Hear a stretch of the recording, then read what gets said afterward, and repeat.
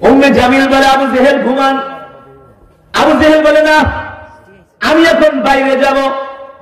আবু জেহেলের স্ত্রী উম্মে জামিল বলে, এত কনকনে শীতের ভিতরে কেউ বাইরে যায় নাকি? আবু জেহেল তো আর বলতে পারে না আল্লাহর নবীর কোরআন শোনার জন্য যাবে, ঠিক কিনা বলেন? আবু জেহেল বলে, স্ত্রী উম্মে জামিল তুমি ঘুমাও, আমি একটু বাইরে যাব। উম্মে জামিল বলে, আবু জেহেল এত রাত্রে তো তোমাকে ঘর থেকে বের হতে দেওয়া যাবে না। কেন? এত রাত্রে কোনো ভালো মানুষ ঘর থেকে বের হয় নাকি? আমি কি খারাপ নাকি? তুমি কি ভালো নাকি? তোমার চরিত্রের তো ঠিক নাই। রাত 2টা বাজে আবার কোথায় যাবা? আবু জেহেল তো বলতে পারে না আল্লাহর নবীর জবানে কোরআন শুনতে যাবে। আবু জেহেলের বুক ফেটে যায়, কিন্তু মুখ দিয়ে বলতে পারে না। যদি বলে তাহলে তো স্ত্রী দিনের বেলা মক্কার মানুষদেরকে বলে দিবে যে তোমাদের নেতাজি কোরআনের বিরুদ্ধে আইন করে, আবার সে নিজেই কোরআন শুনতে যায়। আবু জেহেলের নেতাগিরি থাকবে। আর ইমানি আওয়াজ দিয়ে বলি আলহামদুলিল্লাহ। ইমানদার মুসলমান, সমস্ত প্রশংসা কার জন্য? আরো জোরে বলুন, কার জন্য? একমাত্র মহান রব্বুল আলামিনের জন্য, যিনি আমাদেরকে সৃষ্টি করেছেন, ঠিক কিনা বলেন? মুসলমান, আমাদের হায়াতের মালিক কে? আমাদের রিজিকের মালিক কে? আমরা কার গোলাম? এক আল্লাহর গোলাম, ঠিক কিনা বলেন?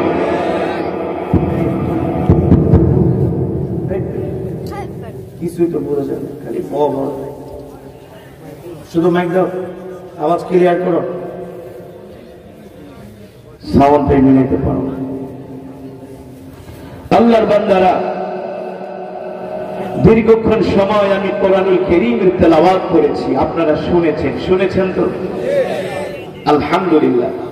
যদি হৃদয়ের কান দিয়ে শুনে থাকেন, নিঃসন্দেহে আল্লাহ তাআলা প্রতিটা হরফের বিনিময়ে আমাদের আমলনামায় কমপক্ষে 10টি করে নেকি দান করেছেন। কয়টা করে নেকি? এই মাজমায় যারা উপস্থিত হয়েছেন সকলেই এক খতম করে করে কোরআনুল কারীমের সওয়াব পেয়েছেন। সুবহানাল্লাহ। কিভাবে বলতে পারবেন? দেখি কিভাবে। এতগুলা মানুষ 2-4-10 জনকে সূরা ইখলাস 3 বার, অথচ সবার বলা উচিত ছিল। কারণ এত ওয়াজ মাহফিল হয়, ঠিক কিনা বলেন? জীবনে এত ওয়াজ শুনছেন 30 বছর 40 বছর, কিন্তু ওয়াজ মনে রাখে না। এক কান দিয়ে শুনি, আর এক কান দিয়ে বের করে, ঠিক কিনা বলেন? না, আজকের ওয়াজ মনে রাখতে হবে ইনশাআল্লাহ। রাজি আছেন ইনশাআল্লাহ? সাহাবী আবু সাঈদ আল খুদরি রাদিয়াল্লাহু তাআলা আনহু থেকে হাদিসটি বর্ণিত, আল্লাহর নবী বলেন, কেউ যদি সূরাতুল ইখলাস শরীফ 3 বার তেলাওয়াত করে, আল্লাহ তাআলা তার আমলনামায় পূর্ণ এক খতম কোরআনুল কারীমের সওয়াব দান করে। কয় খতম? সবাই মিলে কিন্তু এক খতম না, এক একজন এক এক খতম। সুবহানাল্লাহ বলেন, এক একজন। তাহলে আমরা এখানে যত আল্লাহর বান্দারা এসেছি, মা বোনরা সহ, আমরা এক একজন এক এক খতম করে কোরআনুল কারীমের সওয়াব পেয়েছি। খুশি নাকি বেজার? জোরে বলুন, খুশি নাকি বেজার?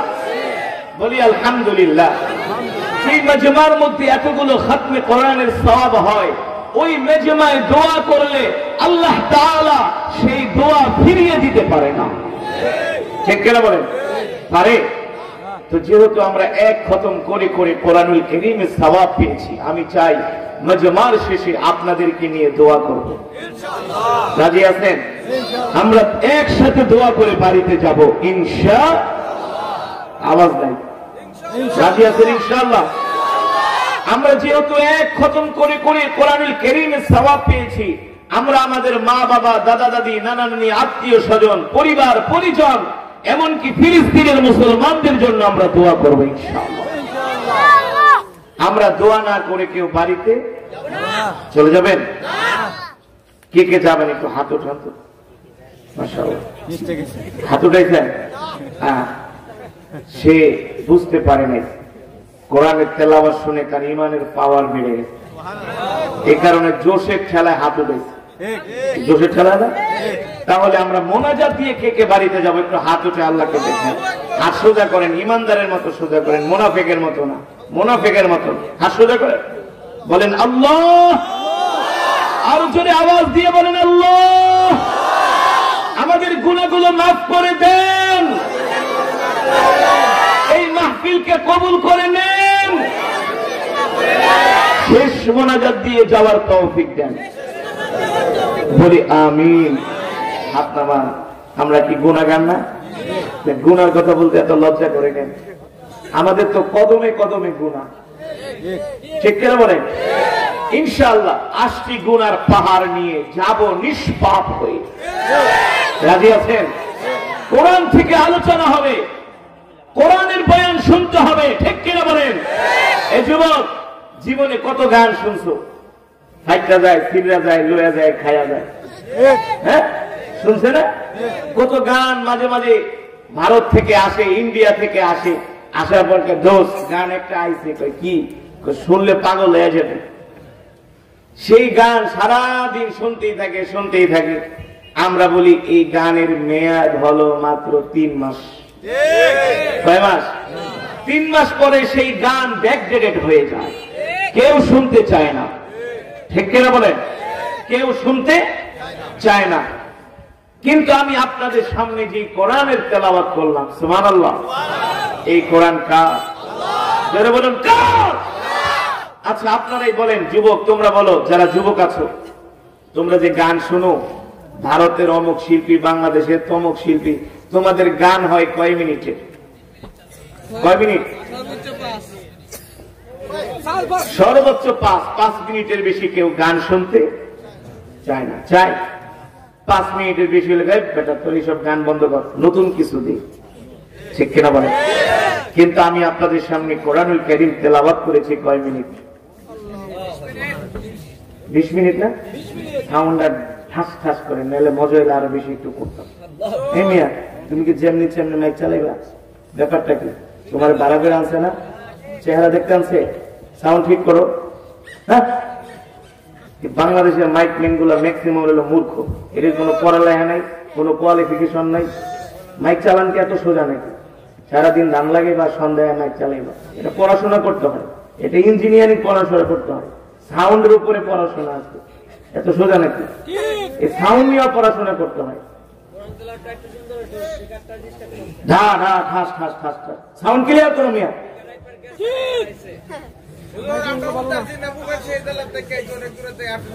বসেন, ইনশাআল্লাহ ইনশাআল্লাহ আমরা জমে জমে বসবো তো ইনশাআল্লাহ। ওটা কেউ উঠে করবো না ইনশাআল্লাহ। এ ভাই, এই বসেন বসেন, আন্দালে যান, যদি বেশি সমস্যা হয়ে যান উঠাউঠি করা যাবে না, যতক্ষণ বয়ান চলবে উঠা যাবে না। রাজি আছেন? এটা কোনো ফুটবল খেলার মাঠ না নাকি সার্কাসের মাঠ, মন চাইব উঠে দেবেন না, এটা কোরআনের মাজমা। এখান থেকে আপনি আসতে পারেন কিন্তু মন চাইলে উঠতে পারেন না, এটা কোরআনের সাথে বেয়াদবি। আপনি কি ভাবছেন, কি ভেবেছেন? এটা কোরআনের মাজমা। যতক্ষণ বসবেন ততক্ষণ আল্লাহ তাআলার অগণিত রহমতের ফেরেশতারা আমাদের জন্য মাগফিরাতের দোয়া করতেছে, ঠিক কি বলেন? আমি নিজে বলছি না, আল্লাহর কোরআন, وَإِذَا قُرِئَ الْقُرْآنُ فَاسْتَمِعُوا لَهُ وَأَنصِتُوا لَعَلَّكُمْ تُرْحَمُونَ। নবী আপনি বলবেন, যখন তাদের সামনে কোরআন পড়া হয়, এই কোরআন পৃথিবীর কোন কবির কাব্য নয়, এই কোরআন কোন মানব রচিত কিতাব নয়, এই কোরআন কোন রাজা বাদশার বানানো কিতাব নয়, এই কোরআন কোন নবীর বানানো কিতাব নয়, এই কোরআন হলো আল্লাহর জবানের কালাম। কোরআনের সম্মান আছে, তোমার সম্মান থাকতে না পারে, আমার সম্মান থাকতে না পারে, আমার রবের কোরআনের সম্মান আছে, ঠিক কিনা বলেন?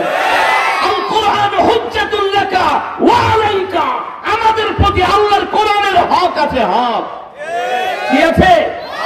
সন্তানের প্রতি বাবার যেমন হক আছে, বাবার যেমন সন্তানের প্রতি হক আছে, স্বামীর যেমন স্ত্রীর প্রতি হক আছে, স্ত্রীর যেমন স্বামীর প্রতি হক আছে, সুতরাং আমাদের প্রতি আল্লাহর কোরআনের হক আছে। যদি হক আদায় না করি, হাসরের ময়দানে আল্লাহর কোরআন আল্লাহর আদালতে আমাদের বিরুদ্ধে মামলা দায়ের করবে। এতই সোজা।